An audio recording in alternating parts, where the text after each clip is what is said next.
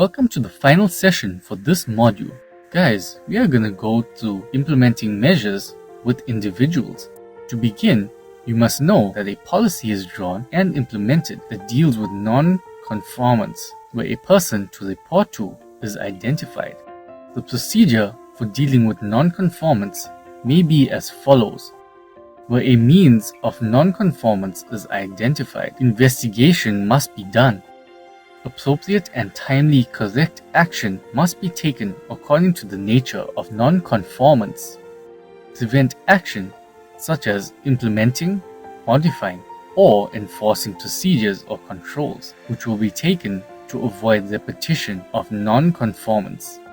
Any corrective or preventative action taken to address the cause of non-conformance must be appropriate to the magnitude of problems and commensurate with the environment impact encountered and documented. The company will implement and maintain a system reporting and records keeping for non-conformance and preventative action. Non-conformance is recorded on the relevant form, such as a non-conformance report. The person responsible for dealing with non-conformance will handle the process, recording, and dealing with the issue at hand. Let's go into another important aspect of business. That is cash management. Cash is money that is easily accessible, either in a bank or in the business. It is not inventory, it is not accounts receivable, and it is not property. Profit growth does not always mean more cash. Profit is the amount of money you expect to make if all customers paid on time and if your expenses were spread out evenly over the time period being measured.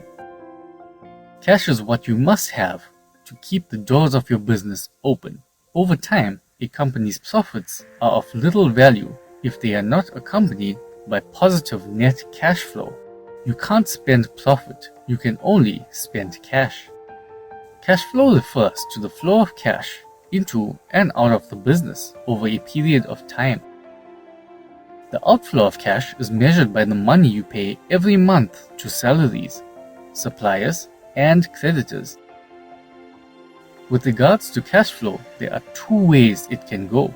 Let me elaborate on these two ways, those being positive and negative cash flow.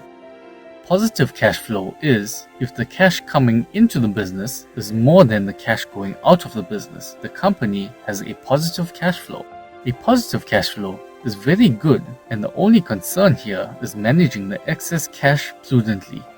Negative cash flow is if the cash going out of the business is more than the cash coming into the business. The company has a negative cash flow.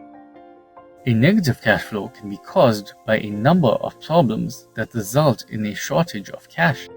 Well, people, remember that if the company doesn't have money in the bank or can't borrow additional cash at this point, then the company must be in serious trouble. On a less grim topic regarding cash flow, there is always a cash flow statement that has to be produced. To elaborate, it is typically divided into three components, so that you can see and understand both the internal and external sources and uses of cash. The three things included in a cash flow statement include operating cash flow, investing cash flow, and financial cash flow. But you need to remember that this cash flow comes from two places. It is either external or internal.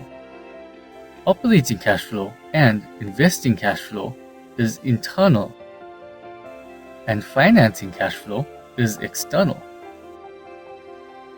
I want you all to know that good cash management means knowing when, where, and how your cash needs will occur, knowing what the best sources are for meeting additional cash needs, and being prepared to meet these needs when they occur by keeping good relationships with bankers and other creditors. That's a wrap of this session and of the module. Study hard and knock out those assessments, people. Have a great day.